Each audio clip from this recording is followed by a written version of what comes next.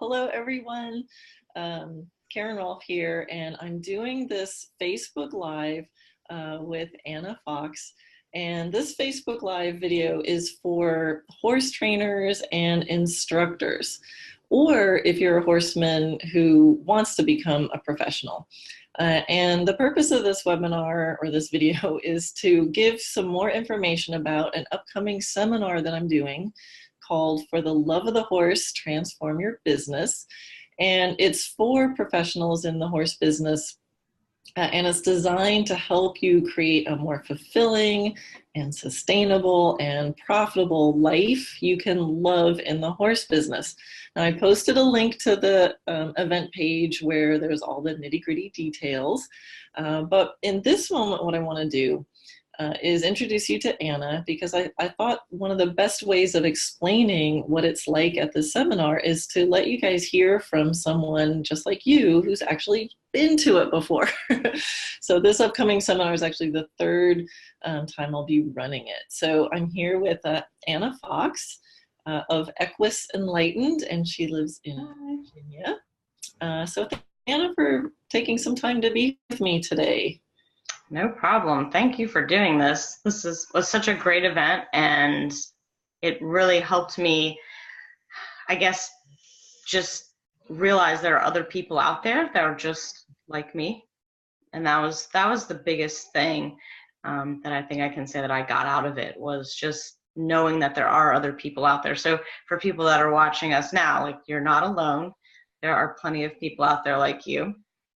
Yeah, you know, it's when I do a little survey to get to know the attendees, and that was one of the most, I think, repeated sentences that people wrote in, is that they felt like they were tired of trying to do it alone. And I know we horse people seem to be kind of the independent, I can do it all myself types. Mm-hmm. But at some point, you know, that's where it doesn't become sustainable. Right. You know, because we're working ourselves ragged. So can you tell people a little bit just about what you do so they can kind of connect to what you teach and what your situation is? Sure. So that's kind of interesting. I came from a really traditional background. I worked in dressage barns. I actually started out riding hunters and hunters and jumpers, and I did that for years and years. And then I went to dressage and worked in traditional barns. Actually started young horses for a long time, and then branched out and was teaching on my own. And I was working myself ragged into the ground, and decided I needed to go and get a real job again. Those real jobs. Right. Everybody told me you should just get a real job, you know. So I did that. And I was also getting beat up starting these young warm blood sport horses. So I went back, and I actually, through trial and error, my degree is in sports medicine, but I actually landed in the 911 community, being a 911 dispatcher. And I did that for 8 years full time. And I got married in that whole process and decided to start a family. And then I don't want to go back to work full time. So I wanted to get back into the horse business, and I wanted to get back into teaching because I love teaching. And so I started Equus Enlightened, and initially it was just your regular, you know, teach as many lessons as you can, and, you know, hope you can pocket some of that money and it doesn't all go to the bills. And now it's become more of a labor of love and finding the right students. So now what I like to say is that I help horses and riders overcome their emotional weaknesses in dealing with competition. So I like to help people who are maybe not in that traditional world where they're like, something's just not working right for me here, and, you know, I need a little boost to, you know, get over this hump and make life better for my horse and myself. That's so cool. And it's so neat to see how, this is something we talk about in the seminars, going from the general language of like, I'm a dressage trainer, to like, you can hear how like dialed in you are of like exactly what is that thing that I love to teach the most. So yay, you've been applying what we I taught. have been. Yeah. So when you first saw the advertisement for this event the year you came, like what made you go, I'm going to go to this?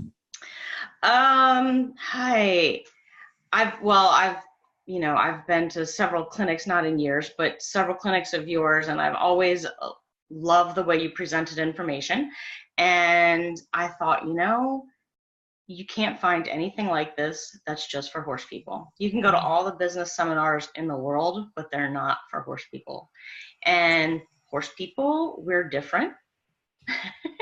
Are we? For one, and the business is different. There are a lot of things that I'm learning that work the same, but there's a lot of things that work different, and the people that because you're always dealing with horses and people, not just one or the other, like a traditional business.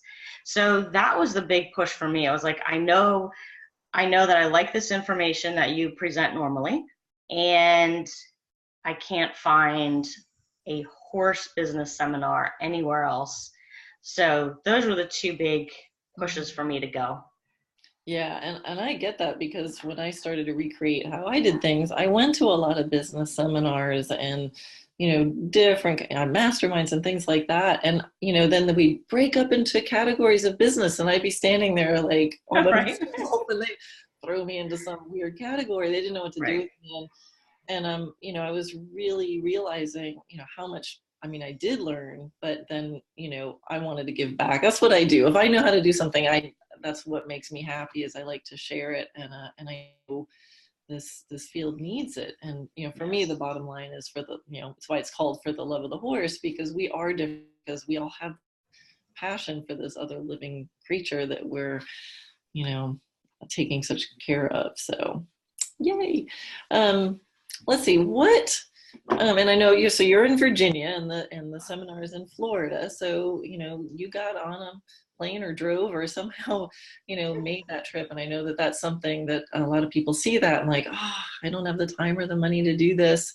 In what ways was being there more, how was that compared to if I gave you like a DVD or an ebook with that information? Like, how was that experience of being there at the event? Right. You cannot compare the energy in that room to anything that's recorded. Just the energy that every professional in there brought to the room, and yourself and all of the other resources that you bring, it doesn't compare. And I'm so glad. I actually, my son was, I went to the very first one. Mm-hmm. So he was 6 months old, I believe. And my mom and she said, yes, I'll go with you. She's retired. Yeah. So we road tripped down because we had the baby and we thought flying was just going to be too much. So we road tripped down. We stayed with family about halfway, on the way down and on the way back. And yeah, so while I was at the seminar, Mom took care of the baby, and so it was an adventure for us to take this 6-month-old on the road, but it was so worth it, and I'm really glad that you didn't offer it, because at first when I saw it, I was like, oh, Karen, can't you just do a webinar? Can't you stream it live? And I'm so glad that you didn't, and I was forced to go, because the energy in the room is just, you can't compare it to anything else. Well, thank you for saying that, because, it'd be a lot easier for me just to make an ebook or put a webinar out. Right. There's a lot of organization, but I know from my experience, the times that I've shown up and you get in that room, and I remember that first event, when some of the questions came up and you could just feel everyone in the room go, it's not my problem. Like, everybody's having this problem. Right. And then seeing the connections being made between everybody, and we provide a whole lunch, because I don't want anybody to leave. Like, we have lunch together and we talk about stuff and problem solve. And so glad I forced you to go. Yes. Yes. And lunch was great. I mean, there's plenty of breaks, so you have lots of opportunities to talk to people. But I mean, lunch, just so cool to sit at a table and see how many people from different parts of, not everybody is your traditional dressage trainer that's in there, I mean, there were people that do yoga with horses and people that do, PTSD work for veterans and people that do women's health. And I mean, it was just such a broad group of people that made it even that much more beneficial to be there and be able to see all those different aspects. Yeah, and I think that's something that's really interesting because what we have in common often is that we're all in a one-on-one business model, and that ain't gonna cut it. So we have that in common, but then within that there's different, the Western people might have a little different idea than the jumping people, and we can get so many new ideas, and that power of just being in proximity with people and away from distractions and away from, it's like you're there. And a lot of Right. people, I remember in that first one, especially a lot of people, because we have a Facebook group, as soon as you buy the ticket, you're in the Facebook group and we start talking. And a lot of people said, as soon as I booked the ticket, then I had to figure some things out. And like in figuring out how they're going to actually get there, they actually got things organized at home, and that already was making some changes. So, Right. And that's something that I've practiced in my life. Like, wanted to learn how to mountain bike. Number one, I booked an intermediate level trip for a week in Utah on mountain bikes. And then number two, I bought the mountain bikes. If I had a ticket where I had to go do something. Right. So, right. Yeah. So, Yeah. Let's see. So how do you think this event helped you? Like, what was the takeaway that you feel like I guess you already kind of said a little bit, but what was your biggest takeaway from the event that you feel like helped you the most? I would say that biggest takeaway was that this problem is everywhere, and that there are other people and that you can reach out to people. You meet so many people at the event, and, I'm still in contact with several of them. And, it might even be, once every 6 months or whatever, but, we'll say, hey, how are you doing? Or I'll see something somebody posted on Facebook. It's like, well, that's fabulous. And so just that interaction and that support from that group of people that was a huge takeaway, and just knowing that you're not the only one that's suffering. Yeah, and I know a lot of times if we just stay in our local area, the local trainers end up being really competitive with each other. Yes. So it's like we don't have anyone to discuss things with, because you can't discuss it with your neighbor, competitor, instructor, and there's that vibe. And so that's kind of a nice thing about going to a new area, is none of these people are your competitors, Right. So you get a chance to actually really talk openly Right. about the issues. Yeah, and it was neat. I thought that was one of the biggest topics, I think, at that seminar, was that people were like, other trainers in my area are so possessive and they're so competitive, and they won't collaborate. And I thought that was just great that there were, I don't know how many people were in that room, but it was a lot. And that all of those people are like, well, that's silly. I'm willing to work with somebody else, and I'm willing to help somebody if they have an issue. And so it was really neat just to see that not everybody in the horse world is like that competitive and that possessive, that there are people out there who are willing to work together, for the good of the horse and the riders. Yeah, and that's something, that's so important to me, is this positivity and spirit of collaboration. I think I kind of naturally attract that, and even if you come in feeling a little bit like, no, I have to hold on to my students, a lot of the support is in, strategic and logistical, but then there's the whole mindset piece of, being in the spirit of abundance instead of scarcity, and what are the inner workings that are going to make us actually go ahead and implement things. So there's so many layers to it. So thank you for bringing that up. All right, so Anna, what would you say to someone? There's somebody listening to this is going, oh, it kind of sounds good. What would you say to someone who's thinking about going or wondering? I would say buy your ticket because if you buy your ticket, then you're going to go. You're gonna figure it out. That's number one, just buy the ticket. And again, I mean, I don't know, maybe in Florida it's different, but to me, this was a perfect time of year because in Virginia, the weather's not great. You're probably not teaching that many lessons anyway, or riding that many horses or whatever. You're just scrambling to get them in and make the money because it's winter. So get up and just go.